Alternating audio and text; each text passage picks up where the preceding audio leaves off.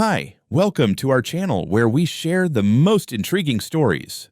When a retired U.S. Marshal and a newly sworn-in police chief move into their dream home in the Colorado Hills, they expect peace. Instead, they ignite a war with a ruthless HOA president determined to control everything, including land that isn't hers, and she just picked the wrong couple. I never liked fuss. After 2 decades in the federal marshals, I'd had my fill of loud people and bad decisions. When I finally hung up the badge and the pressure, all I wanted was peace, a strong cup of coffee, and a patch of land that belonged only to me and my wife. So, when we bought the house near Pine Creek, up in the Colorado Hills, I thought we'd found our sanctuary. 5 acres, no HOA, private gated driveway, thick forest on 3 sides, and enough space between us and civilization to hear ourselves think. It was heaven, or at least it was supposed to be. The house sat just downhill from a place called Ridge of Echo Pines, a gated community packed with retirees who liked rules, flowers planted in straight lines, and neighbors who all waved at exactly the same angle. We didn't belong to their world, and that was the point. The title to our land was clear. The boundaries were mapped. I double-checked everything myself. I wasn't going to move into a place only to be told what color to paint my mailbox or how long my grass was allowed to be. Not again. We moved in on a Monday. By Wednesday morning, she showed up. I was in the garage, unboxing my tools and wiring up the security system when I heard the first hello. It wasn't the friendly kind. It was the kind you shout when you're not used to being ignored. I peeked out from behind the shelves and saw her through the trees. A compact woman in her late 50s, power walking her way up the gravel edge of our private drive like she owned the damn hill. She wore designer hiking shoes, a pastel windbreaker, and the unmistakable aura of someone who ran a committee, a board, or maybe the entire county. I stayed put. Didn't feel like conversation. She marched up to the gate, glanced at the security camera like it had insulted her, then banged on the metal with the back of her ring-heavy hand. I watched the feed from the wall-mounted monitor and turned the volume up. Her voice crackled through the speaker. "Hello? Anybody home? This is Karen Backman, president of Ridge of Echo Pines HOA. We need to speak." I didn't answer. My wife, Jennifer, was inside the house on a Zoom call with the governor's liaison office, one of those low-visibility, high-stakes video calls where no one smiled. Jennifer had just been sworn in the week before as the new chief of police for our county. No one around here knew her face yet. And Jennifer wasn't the type to open doors mid-sentence just because someone on the other side thought they deserved an audience. Karen waited about 15 seconds before trying again, louder this time. "You can't just live out here and ignore the HOA. We need to verify ownership. I have questions about this property." Jennifer tapped the microphone button on our ring system and spoke clearly. "This is private property. Please leave immediately." There was a pause. Karen blinked, looked directly into the lens, and smiled like she was talking to a child. "Oh, sweetie, that's not how we do things here. This isn't California." Jennifer didn't respond.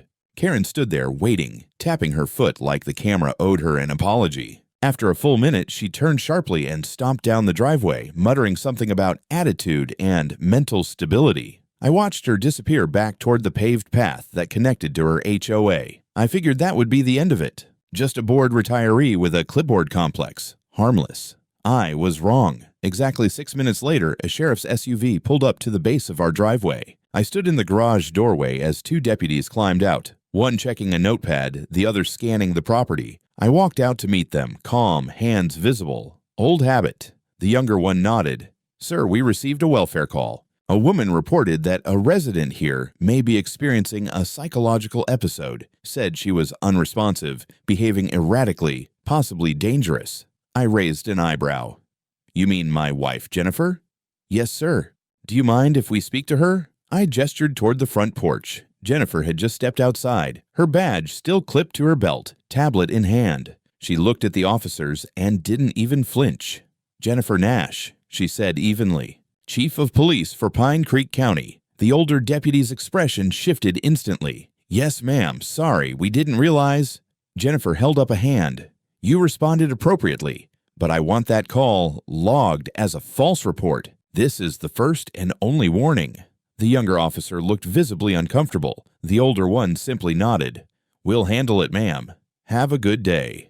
They left without further questions. No incident report, no tension, just a pair of very quiet officers who now had a clearer picture of whose property they had stepped on. I went back inside, watched the feed again, replayed Karen's little performance. I already knew this wouldn't be the last time I'd see her face, but she didn't know who she just tried to provoke. Not yet. 6 minutes. That's how long it took her to call the cops. I wasn't surprised, just irritated. It told me everything I needed to know about how Karen Backman operated. She didn't knock to say hello. She knocked to assert dominance. And when that failed, she went straight to dialing 911, not because of any real danger, but because someone didn't bow to her imaginary crown. After the deputies left, I poured myself a black coffee, pulled up the camera logs, and archived everything to 2 external drives. I had spent too many years dealing with people who thought they could bluff their way through authority to leave things to chance.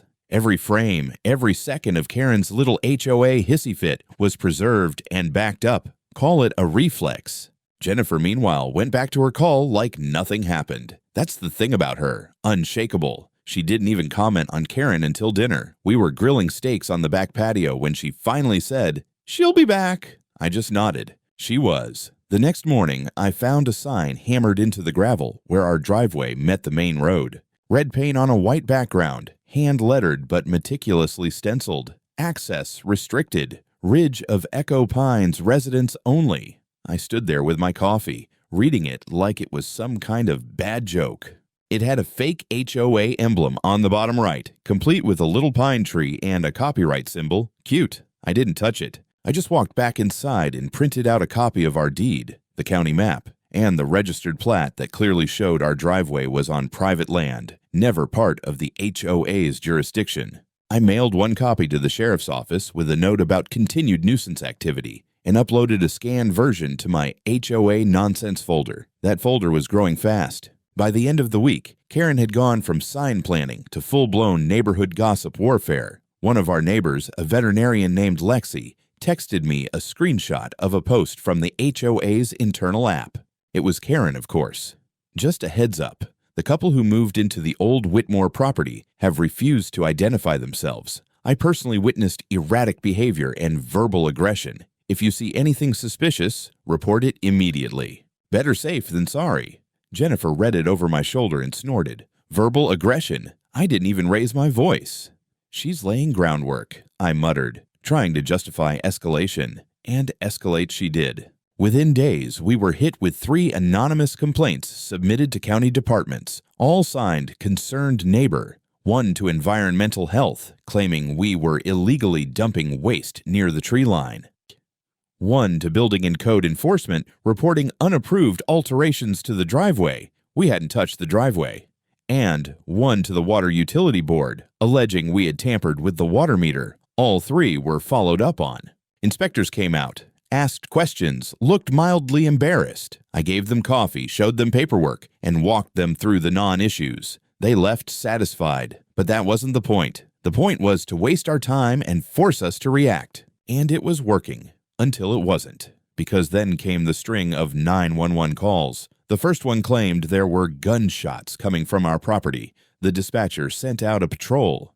Jennifer met them at the gate, already holding printouts of our security logs. There were no shots, she said flatly.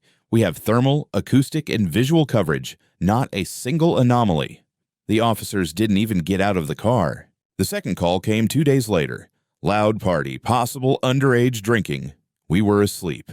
The third call, less creative, suspicious man with a weapon in the driveway. That man, of course, was me, bringing in groceries, armed with a bag of oranges. Each time, it was a different deputy. Each time, they found nothing. And each time, Jennifer's tolerance dropped by another notch. After the third visit, she stood in our driveway, arms crossed, and told the responding officer, "Log every call. Attach it to my name. Then send a report to Internal Affairs." He hesitated. "Ma'am, that's above my—" "It won't be if she keeps abusing emergency dispatch." He nodded and left. We both knew it wouldn't stop her. Not yet.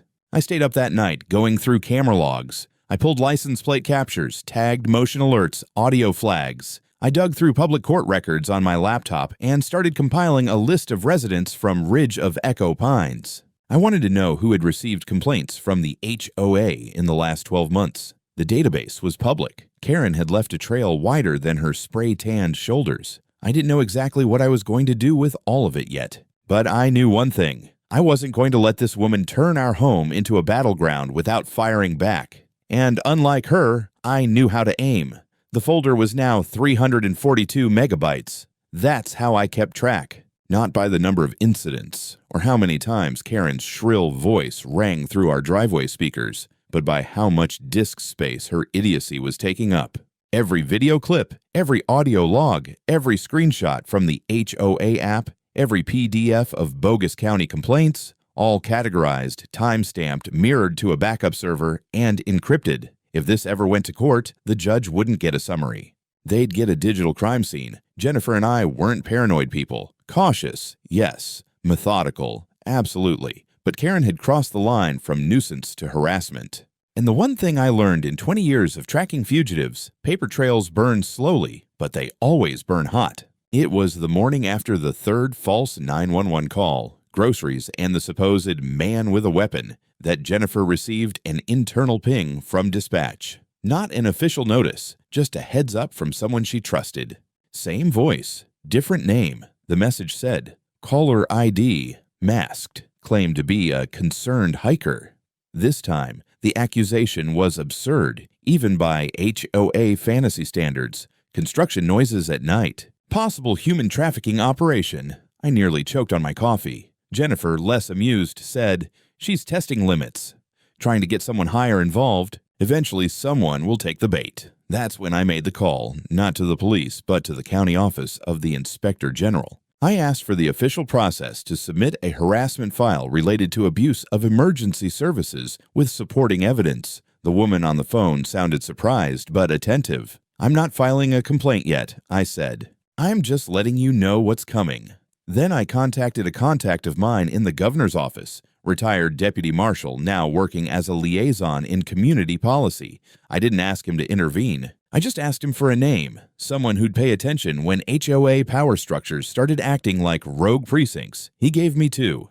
By the end of the day, I'd sent 3 couriered packets. One to the district attorney's office marked Attention Civil Harassment Review. One to the State Licensing Board for Homeowners Associations with a notarized summary and 37 pages of exhibits. And one to the Attorney General's Regional Field Office, flagged under persistent 911 misuse, non-member involvement. And still, Karen kept going. She wasn't subtle anymore. That week, a man in a high-visibility vest showed up at the edge of our lot claiming to be from the water district. Said he needed to check our backflow system. I asked for ID. He showed me a generic county badge. Fine print, completely wrong. Badge said sanitary division, but our county didn't even use that term. I asked who his supervisor was. He hesitated. I asked again. He said, Karen Backman. Just like that. I stared at him. Turn around, I said. Walk off this property right now. Next step is a felony trespass charge. He tried to argue, but he knew he was cornered. He left in a hurry, license plate already captured by my front gate camera. That same night, Jennifer was sitting at the kitchen table sorting through departmental policies when she saw an email pop up in her inbox. Subject line, Urgent Complaint, Officer Misconduct. It had been submitted through the HOA's website form. The sender, a made-up name. The body, a long, semi-coherent screed accusing her of impersonating law enforcement, abusing authority, and threatening peaceful neighborhood elders. Jennifer raised an eyebrow.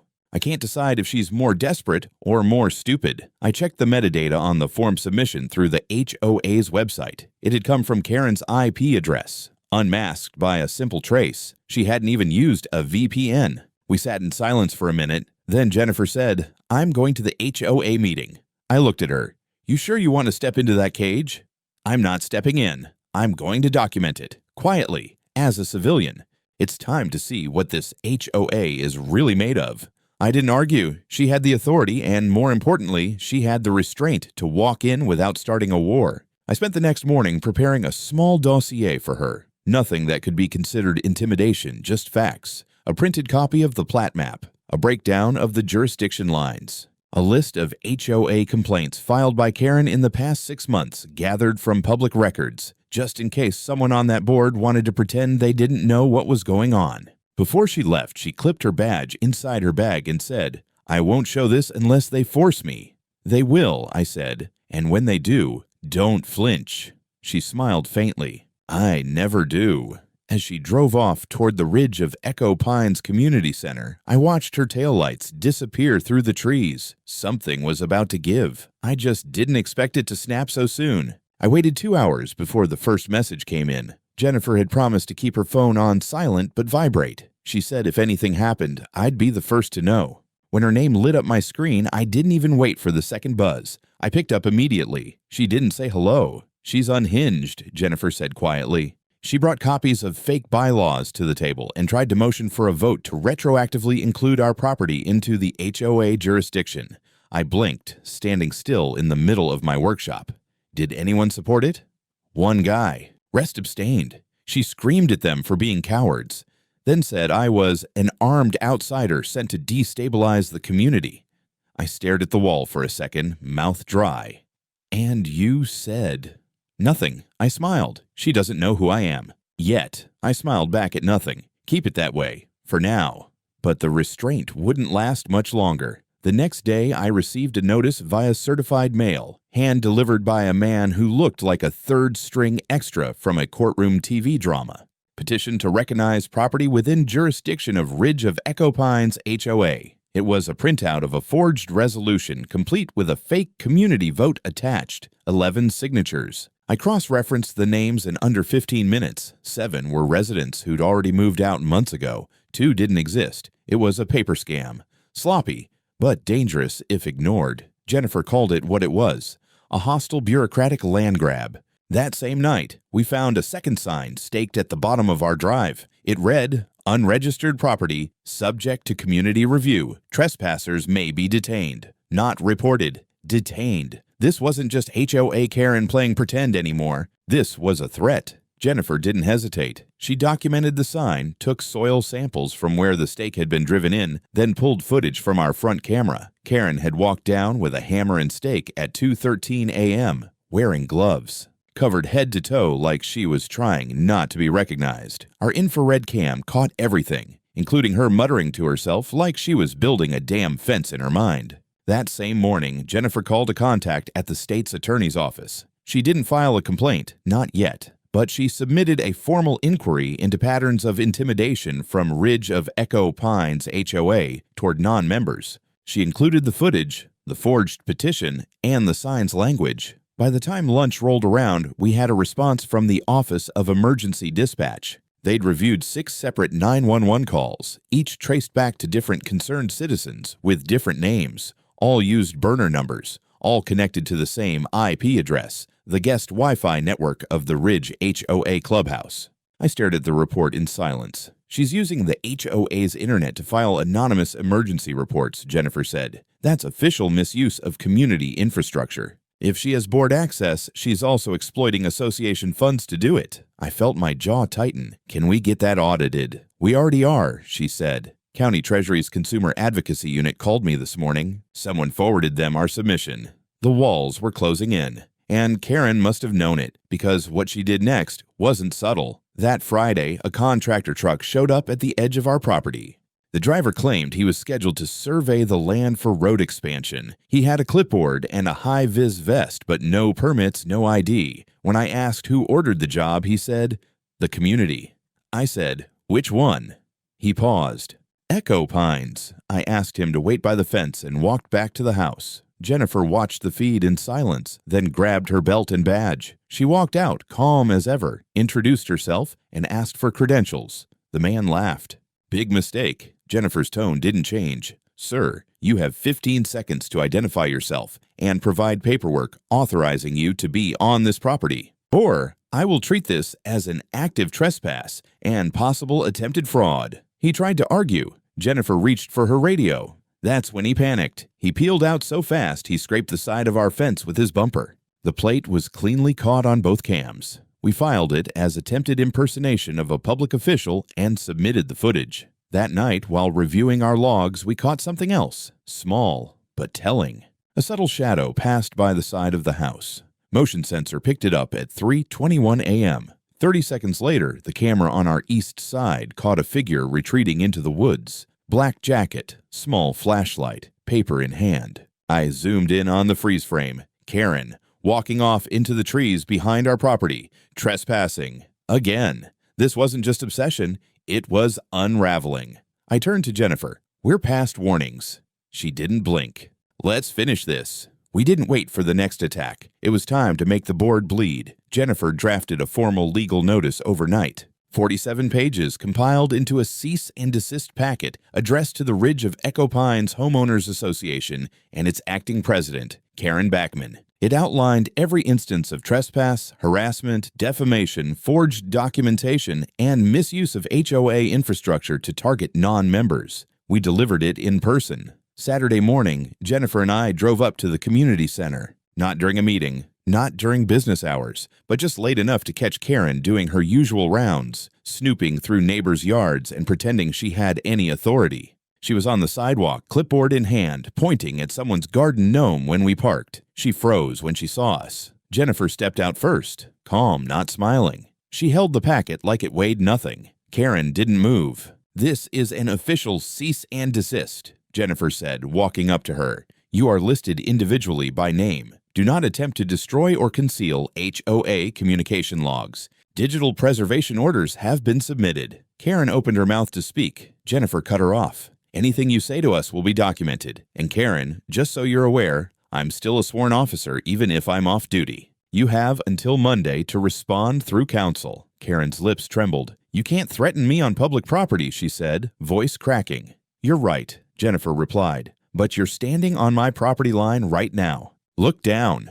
Karen blinked, then looked. We had the old boundary line surveyed weeks ago. A discrete row of granite markers lay embedded in the soil, just enough above the grass to be seen up close. Karen took a step back, face pale. I added, "This conversation's being recorded. You've entered private land without consent for the 5th time in 10 days. That's called criminal trespass." She muttered something under her breath, then spun around and stormed off. Fast walk, turning into a wild waddle as she headed back toward the HOA clubhouse. We didn't follow. We just watched. By Monday, we had 2 responses. First came an email from an attorney representing the HOA, clearly not someone familiar with the case. A boilerplate denial, likely copied from a template. No mention of the evidence we provided. No acknowledgement of the IP trace. Just fluff. The second response came in the form of a visit from a sheriff's deputy, but not in a patrol car. He came in a personal vehicle, badge clipped low. I knew him. Jennifer had worked with him years ago. He was courteous but tense. Off the record, he said, "There's been pressure coming from inside the HOA. They're trying to push a narrative that you and Jennifer are creating hostility and interfering with community standards enforcement." Jennifer arched an eyebrow. "Standards enforcement over land they don't control?" He nodded slowly. "They've filed 3 separate nuisance claims with the county and 1 emergency code violation with planning and zoning, all under the HOA's name." I asked, "Are those being processed?" "They're being reviewed, but unofficially." He leaned closer.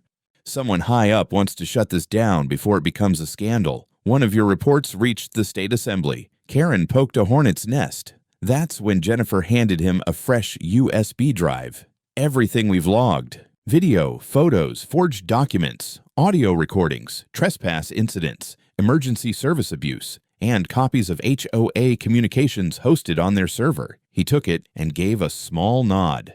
"This is above my pay grade, but I'll make sure it ends up where it needs to go." By Wednesday, things went quiet. Too quiet. No 911 calls, no fake contractors, no signs, no driveway trespass. It wasn't over. Karen had just vanished. And that worried me more than her usual tantrums. Jennifer kept checking the Ridge HOA website every morning. On Friday, the update finally came. Karen Backman placed on temporary leave pending internal review. It was buried in a sidebar under a gardening schedule, but it was real, except the silence didn't last long. That weekend, someone tried to break into our shed. The lock was snapped, door pried back. No valuables missing, but a clear message. We can still get close. Whoever did it wasn't after tools. They wanted to prove access. And worse, a small envelope had been slid under the shed door. Inside, a single sheet of paper. "This isn't over." Typed, "No prints." Jennifer stared at it for a long time, then said quietly, "Let's push the nuclear option." We had been playing defense long enough. The envelope in the shed wasn't just a warning, it was a promise, and we intended to break it. Jennifer's nuclear option wasn't metaphorical. She'd been quietly compiling a dossier for weeks, a full audit of Ridge of Echo Pines HOA's leadership practices, financial records, security access logs, and anonymous complaints made by residents over the last 18 months. And she wasn't just building a case, she was building a takedown. Monday morning, she drove 3 hours north to the state attorney general's office with a flash drive in her purse, a printed binder under her arm, and a meeting on the books with the Special Investigations Unit. While she was gone, I prepared the property for what we both knew was coming: retaliation. I reinforced every camera, replaced lock cores, and installed a set of motion-triggered floodlights along the tree line. I also set up a private LTE backup to keep surveillance running, even if someone cut the power or Wi-Fi. We were no longer preparing for HOA harassment. We were preparing for Karen to lose her mind. Jennifer returned that evening. I was on the porch when she pulled up. "She's going down," she said before I even asked. The AG's office had opened a formal investigation under misuse of nonprofit authority, conspiracy to commit document fraud, and illegal surveillance under state privacy statutes. Our footage of Karen placing fake signs at night included. Her abuse of the HOA Wi-Fi for fake 911 calls included. The video of her fake contractor stammering at our fence every second. And the cherry on top: a former Ridge Board member, someone Karen had pushed out months ago, had already reached out to the AG's tip line anonymously. They confirmed internal misuse of funds, illegal property line alterations, and, wait for it, that Karen had been reimbursing herself for security patrols she never performed. She was cashing checks for driving around the neighborhood in yoga pants with a flashlight, Jennifer said quietly. She was about to expand the HOA border on paper to include 3 new parcels, ours included. I saw the draft application. I froze. "That's land theft." "Exactly," she said. "Under fraud, which makes it a felony." We didn't have to wait long to see her next move. That Thursday night, a group of 5 people showed up at the end of our driveway in reflective vests and hats labeled Community Patrol. One of them had a walkie-talkie, another had a clipboard. They didn't cross the fence line, just stood at the gate, arms crossed, watching. Jennifer grabbed her camera. I got the drone in the air. The moment the drone buzzed into view, the group panicked and scattered. One guy tripped on a bush trying to run back to his car. The woman with the clipboard dropped it. Jennifer recovered it from the side of the road 5 minutes later. Inside, a list of hazard citations for our property, including refusal to engage with HOA compliance, installation of non-approved lighting, and, no joke, excessive gate tone during closing. Apparently, our automatic gate beep offended someone's ears. But more important was the letter attached at the end.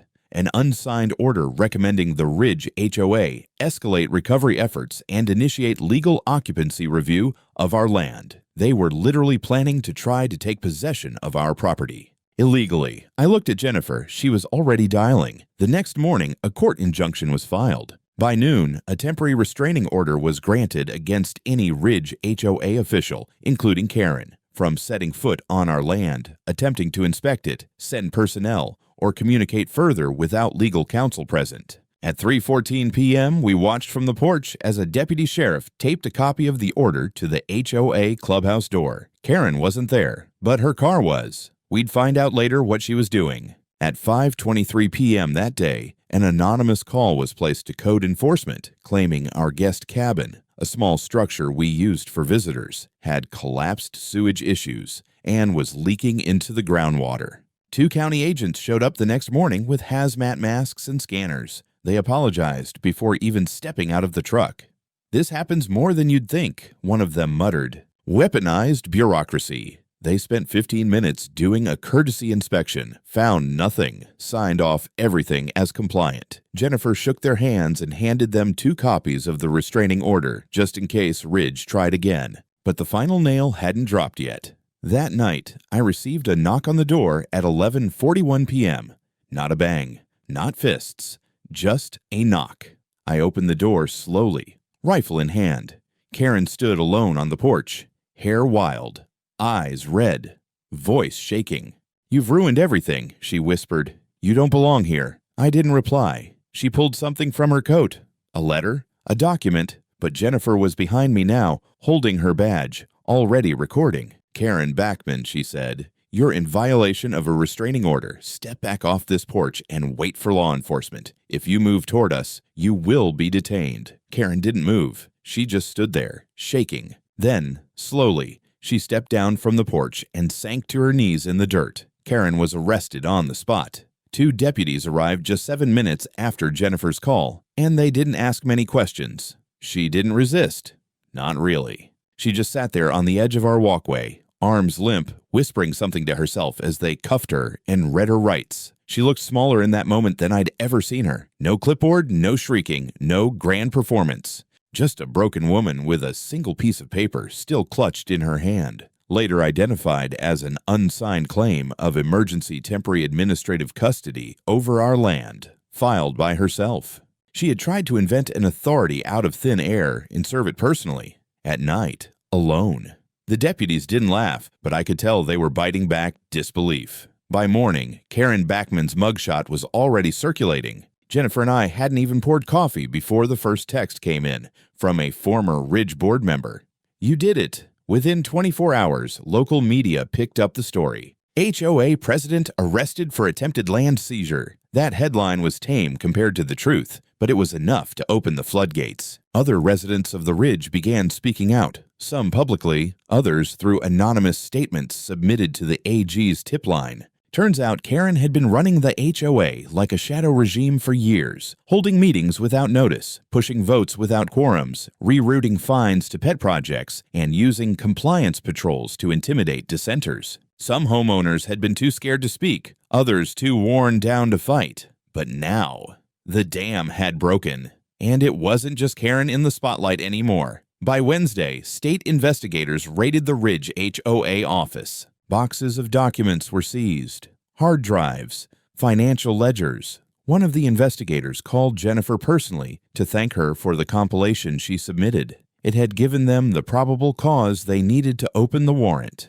Then came the subpoenas. 3 more board members were served. One resigned immediately, another lawyered up. The third vanished, allegedly fled the state. As for Karen, she was charged with the following: criminal trespass, filing fraudulent property claims, attempted unlawful seizure of private land, abuse of nonprofit authority, harassment, misuse of emergency services, identity concealment in public, office filings, and obstruction of justice for deleting HOA server logs. Her bail was set high. She didn't post it, and we weren't done. Jennifer filed a civil lawsuit on our behalf for emotional distress, defamation, attempted conversion of property, and punitive damages. We also filed a joint class action with 5 other homeowners who came forward with similar stories, each with their own tale of Karen's abuse of power. Meanwhile, Ridge of Echo Pines HOA was in full meltdown mode. With no acting president, the board was frozen. Their insurance carrier issued a notice of potential policy breach due to illegal conduct by leadership. Vendors began pulling out. The community clubhouse was shuttered. And the cherry on top, the county announced a formal review of the HOA's charter for possible dissolution due to gross mismanagement. On Friday, I walked outside to check the mail. An elderly couple I'd never spoken to before waved at me from across the road. "We heard what happened," the woman called out. "Good on you." The man gave me a thumbs up. Later that day, a handwritten note was left in our mailbox. "Thank you for standing up. You weren't the only ones." It was unsigned, but it meant more than I could say. That evening, Jennifer and I sat on the back porch. The sun was setting behind the ridge, painting the sky in amber and violet. We didn't speak for a while, just let the quiet settle around us, not like the silence before, the anxious kind. This one was earned, but it wasn't over yet. Karen still had to face trial, and judging by the DA's filing, they were going to make an example out of her. The courtroom was packed. I hadn't expected a spectacle, but by the time Jennifer and I walked through the courthouse doors that Monday morning, every bench was filled. Local reporters, former HOA residents, even a few out-of-towners who'd followed the case online. A few people nodded respectfully at us. Others just stared. We weren't used to being recognized, but apparently the couple that took down Ridge HOA had become a bit of a symbol. Karen was escorted in through the side. She looked completely different. Pale, gaunt, dressed in beige jail-issue clothing. Her hair was unkempt, and the fire that once fueled her crusade to dominate our neighborhood was visibly gone. She didn't even make eye contact. The prosecution laid everything out. Emails Karen had sent while pretending to be a compliance officer. The fake property claims. Records showing she directed thousands of HOA dollars to personal expenses, including, ironically, a home security fund to protect her from retaliation. Testimonies from Ridge residents were read aloud, one after another, raw and damning. A single mother who was fined into near foreclosure for leaving a stroller on her porch. An elderly man who'd been bullied into repainting his house twice in 6 months. Then came our evidence. The surveillance footage, the forged notices, the restraining order she violated, the attempted administrative seizure of our land. It was surreal hearing it all presented like this. No longer a private nightmare, but a public record of her unraveling. Her defense was weak. They claimed mental stress, miscommunication, misunderstanding of her legal authority, but the judge wasn't having it. At one point, he leaned forward and asked her lawyer plainly, "Are you suggesting your client didn't know impersonating a government official was illegal?" There was no answer. The verdict was swift, guilty, on nearly all counts.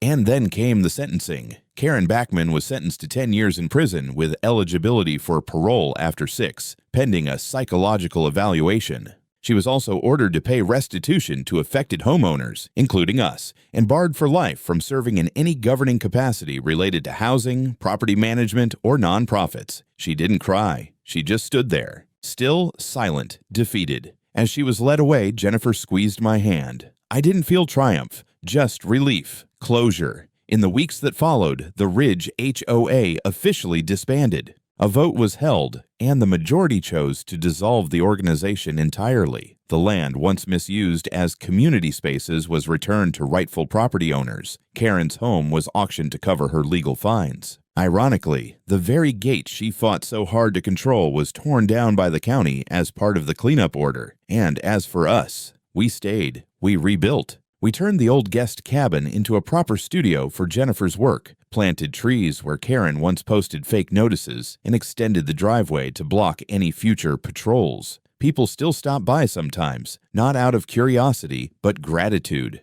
We became something we never set out to be. Proof that bullies can be beaten and that private property actually means something in this country. One morning, I found a small stone left near our mailbox. It had a message painted in white. "Stand your ground." Whoever left it didn't need to sign it. We knew exactly what it meant.